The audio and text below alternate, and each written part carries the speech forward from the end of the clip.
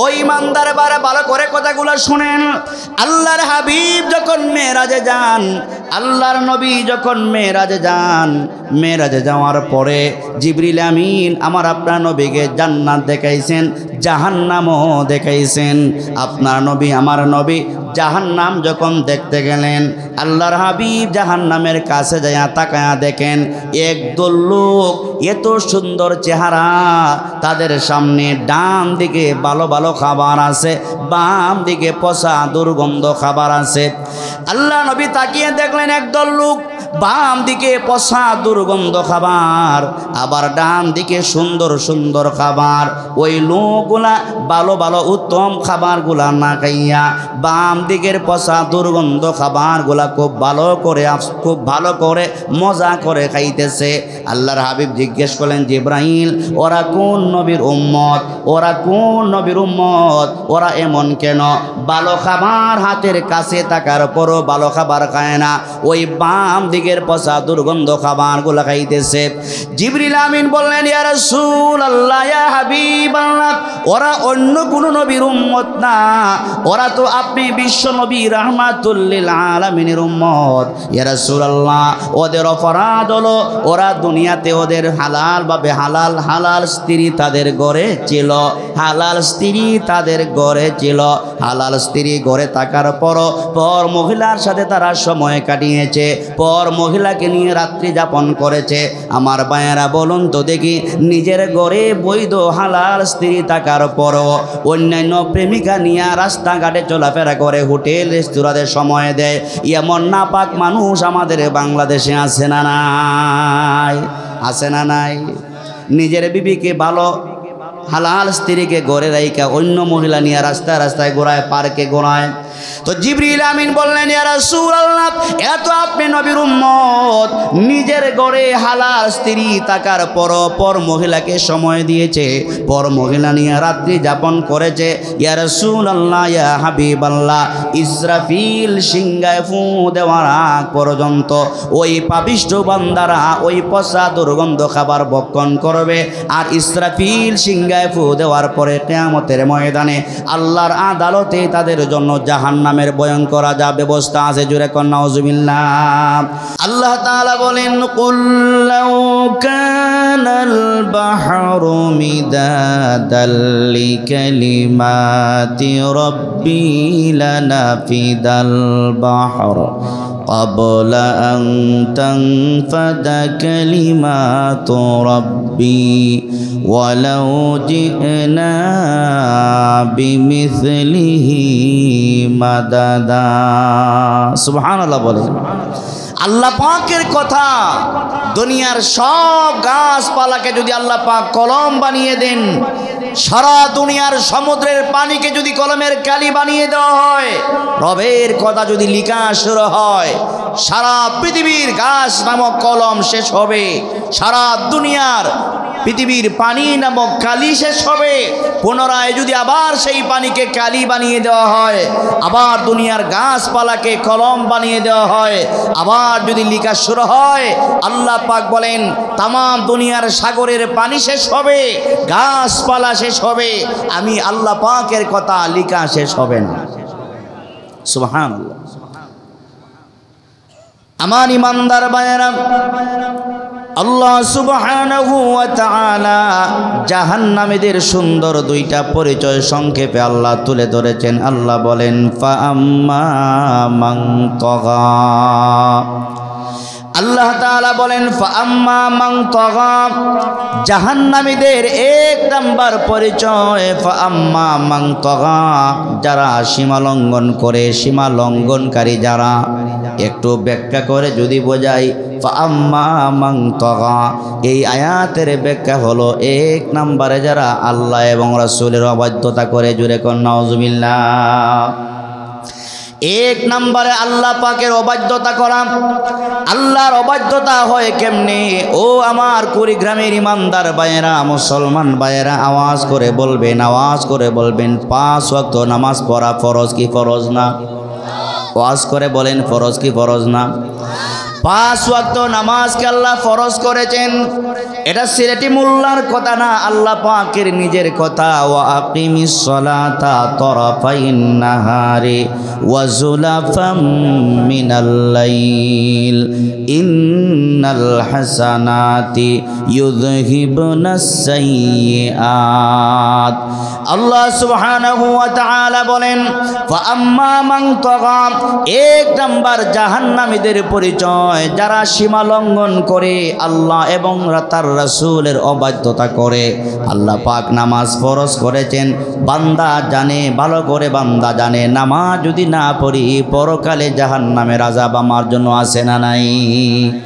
বান্দা 5 ওয়াক্ত নামাজ না পড়লে পরকালে জাহান্নামের আযাব আছে না নাই?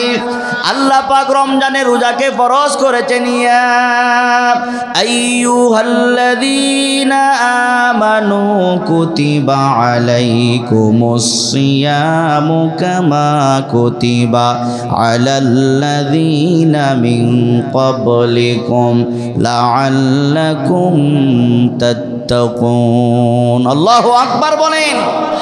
আল্লাহ তাআলা রোজাকে ফরজ করেছেন, আল্লাহ পাক যাকাত দেওয়াকে ফরজ করেছেন। ওয়া মিম্মা রাযাকনাহুম ইউনফিকুন, আল্লাহ তাআলা যাকাত দেওয়াকে বিভিন্ন আয়াতের মাধ্যমে আল্লাহ ফরজ করেছেন। হজ করাকে আল্লাহ ফরজ করেছেন। ইন্না আউওয়ালা বাইতি উযিআ লিন-নাসি লাল্লাযী বিবাক্কাতা মুবারাকা ওয়া হুদাল লিল আলামিন। ওয়ালিল্লাহি আলান নাসি হিজ্জুল বাইতি মান ইসতাতাআ ইলাইহি সাবিলা। সুবহানাল্লাহ বলে।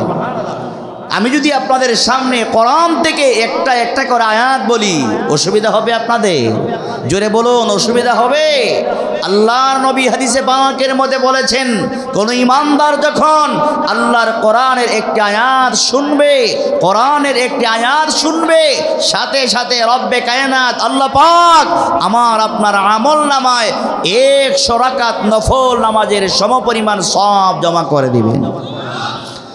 আল্লাহর নবী বলেন, কোন ঈমানদার যদি কোরআনের একটা আয়াত যদি শোনে, 100 রাকাত নফল নামাজের সওয়াব। আর যদি বান্দা ওই আয়াতের তরজমাটা ভালো করে শুনতে পারে, কোরআনের একটা আয়াত আমি বললাম, সাথে সাথে বাংলা তরজমা বললাম, নবী বলেন 1000 রাকাত নফল নামাজের সওয়াব বান্দার আমল নামায় আল্লাহ দিয়া দে। তো আমার মুরব্বি বাবারা, জওয়ান ভাইয়ারা, আল্লাহ পাক বলেন ফা আম্মা মান তাগা, জাহান্নামীদের 1 নাম্বার পরিচয় আল্লাহ বলেন, যারা সীমা লঙ্ঘন করে, আল্লাহ এবং তার রাসূলের অবাধ্যতা করে। আল্লাহর অবাধ্যতা হয় কেমনে? নামাজ পড়া ফরজ বান্দা ভালো করে জানে। ও কুরকুরি গ্রাম রৌমারির মুসলমান ভাইরা, নামাজ পড়া যে ফরজ আপনার আমার জানা আছে না নাই? আপনারা ভালো করে জানেন নামাজ 5 ওয়াক্ত ফরজ। জানার পরেও যেই ব্যক্তি নামাজ পড়বে না, জানার পরেও যেই ব্যক্তি নামাজ পড়বে না, আল্লাহ বলেন ফা আম্মা মান তাগা, ওই ব্যক্তি হলো সীমা লঙ্ঘনকারীদের অন্তর্ভুক্ত। জোরে জোরে কর নাউযুবিল্লাহ। 2 নাম্বার পরিচয় ওয়া আথারাল হায়াতাদ দুনিয়া, ওয়া আথারাল হায়াতাদ দুনিয়া, এই দুনিয়াকে পরকালের তুলনায় এই দুনিয়াকে অগ্রাধিকার দেয়। আল্লামা কাজী সানাউল্লাহ পানিপতি রহমতুল্লাহ আলাইহি তাফসিরে মাঝহারিতে এই আয়াতের সুন্দর ব্যাখ্যা করেছেন। পরকালের তুলনায় এই দুনিয়াটাকে অগ্রাধিকার দেওয়া হয় কেমনে? এইভাবে দেওয়া হয়, বান্দা ভালো করে জানে নামাজ না পড়লে গুনাহ হয়, গুনাহ করলে পরকালে শাস্তি আছে, বান্দা ভালো করে জানে। কিন্তু এত কিছু জানার পরও বান্দা নামাজ পড়ে না। রোজা না রাখলে বান্দা গুনাহ হবে, পরকালে জাহান্নামের আযাব আছে। বান্দা জানার পরেও বুঝার পরেও যেই বান্দা নামাজ রোজা পড়বে না, এই দুনিয়াটাকে অগ্রাধিকার দিবে। আল্লাহ বলেন ফা ইন্নাল জাহিমা হিয়াল মাওয়া, ওই 2টা গুণ যার মধ্যে পাওয়া যাবে, 2 দুইটা আলামত যার মধ্যে পাওয়া যাবে নিঃসন্দেহে তার ঠিকানা হবে জাহান্নামে। জুড়ে কোন নাউজুবিল্লাহ। ও রৌমারীর মুসলমান ভাইরা, মুরব্বী ভাইরা, দুইটা পায়ে ধরে বলি, আওয়াজ করে বলবেন আপনারা ইমানদার মুসলমান, আপনারা নম্র ভদ্র শরীফ মানুষ, আপনারা ভালো বংশের মানুষ, আওয়াজ করে বলবেন জাহান্নাম শান্তির জায়গা না অশান্তির জায়গা? জাহান্নাম শান্তি না অশান্তি? জাহান্নাম অশান্তি, অশান্তির শেষ নাই। জাহান্নাম অশান্তি, অশান্তির শেষ নাই। এই জন্য আল্লাহ পাক নিজে কোরআনে সূরা তাহরিমে বলে দিয়েছেন, ইয়া আইয়ুহাল্লাযীনা আমানু কু আনফুসাকুম ওয়া আহলিকুম নারা। আল্লাহ তাআলা কত সুন্দর ওয়াজ করে বুঝান, ইয়া আইয়ুহাল্লাযীনা আমানু, আমরা যারা ইমানদার আছি আমাদেরকে আল্লাহ বলেন ও দুনিয়ার ইমানদাররা শোনো, বেঈমান যারা, কাফের যারা, মুশরিক যারা, তাদেরকে আল্লাহ আলাদা করেছেন, মাইনাস করেছেন। কারণ বেঈমান কাফের যারা বিনা হিসাবে তারা জাহান্নামের আগুনে জ্বলবে। কথা বলেন ঠিক কিনা? আর যারা আমাদের মতো ইমানদার মুমিন মুসলমান যারা, মুসলমানদের জন্য আল্লাহ জাহান্নাম বানান নাই, ইমানদারদের জন্য আল্লাহ তাআলা চিরস্থায়ী শান্তির জায়গা জান্নাত রেখে দিয়েছেন। কথা কোন ঠিক কিনা? মুসলমানদের জায়গা জান্নাত না জাহান্নাম? কথা বুঝেন নাই? মুসলমানদের জায়গা জান্নাত না জাহান্নাম? জান্নাত হলো আমাদের ঠিকানা, হলো চিরস্থায়ী ঠিকানা, হলো আমরা হলাম জান্নাতের মেহমান, আমরা জান্নাতের বাসিন্দা। একজন ইমানদার জাহান্নামে যাক এটা আল্লাহ পাকও চান। এই জন্য আল্লাহ বারবার নিষেধ করেন, আপনার ছেলে যদি ওই দিকে যায়, ওই দিকে ভয়ানক আগুন আছে, মনে করেন বিপদ আছে, বিপদ সংকেত আছে, বাবা তার কলিজা টুকরা সন্তানকে বিপদে ফেলতে চায় না, বারবার তার সন্তানকে ওসিয়ত করে, নসিহত করে। আল্লাহ পাক একজন বাবার চাইতে, মায়ের চাইতে, সন্তানের চাইতে রব তার বান্দা বান্দিদেরকে হাজার না কোটি কোটি গুণ বেশি মহব্বত করেন। জুড়ে কোন ঠিক কিনা? আল্লাহ ভালো করে জানেন জাহান্নাম শান্তির জায়গা নয়, জাহান্নাম অশান্তির জায়গা, জাহান্নাম শাস্তির জায়গা। এমন শাস্তি হবে, ভয়ানক শাস্তি হবে, বান্দা সহ্য করতে পারবে না, বান্দা মেনে নিতে পারবে না। এই জন্য আল্লাহ বারবার বলেন, ইয়া আইয়ুহাল্লাযীনা আমানু কু আনফুসাকুম ওয়া আহলিকুম নারা। বান্দা ওই আগুন থেকে তুমি নিজেকে নিজে সেভ করো, নিজেকে নিজে বাঁচাও। ওয়া আহলিকুম নারা, এবং তোমার ফ্যামিলির মানুষদেরকে বাঁচাও। আমি নিজে জাহান্নাম থেকে বেঁচে গেলাম, আমার ছেলে মেয়ে সব বাল বাচ্চা আছে, ওদেরকে জাহান্নামের দিকে ঠেলে দিলাম, আমি একা একা জান্নাতে যেতে পারবো না। কথা কোন ঠিক কিনা? আমার ফ্যামিলির সকলকে জান্নাতের কথা বলতে হবে, জাহান্নাম থেকে বাঁচিয়ে রাখতে হবে। বলেছেন কে? আল্লাহ পাক আদেশ করেছেন, তুমি নিজে জাহান্নাম থেকে বাঁচতে হবে, তোমার সন্তানদেরকে বাঁচাতে হবে, তোমার মেয়েদেরকে বাঁচাতে হবে। আজকাল আপনাদের রৌমারী মুসলমান মা এবং বোনদেরকে বলতে চাই, বিশেষ করে হাজার হাজার মা বোনেরা এমন আছে বুরকা ছাড়া বাজারে যায়, এমন আছে না নাই? জোরে কোন আছে না নাই? আপনারা বলুন তো দেখি, ইমানের সুরে বলবেন। একজন মহিলা যখন বেপরদা হয়ে রাস্তাঘাটে বাজার হাটে চলাফেরা করে, আল্লাহর পক্ষ থেকে রহমত আসে না গজব আসে?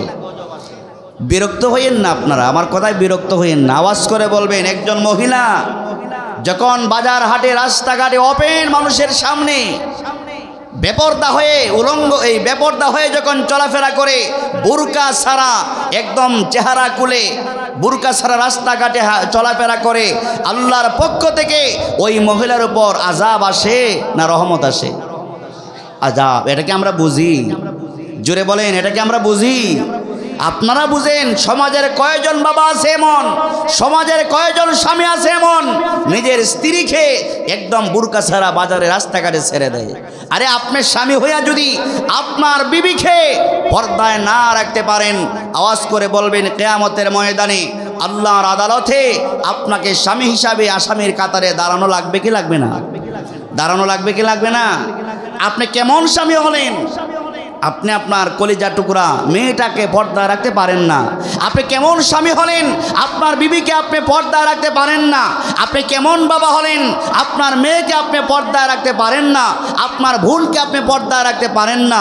আল্লাহর আযাব আর গজব থেকে বাঁচতে হলে ওয়া আহলিকুম নারা, আমাদের সকলকে উপযুক্ত বোন আর মেয়ে আমাদের বিবিদেরকে পর্দা রাখার দরকার আছে না নাই?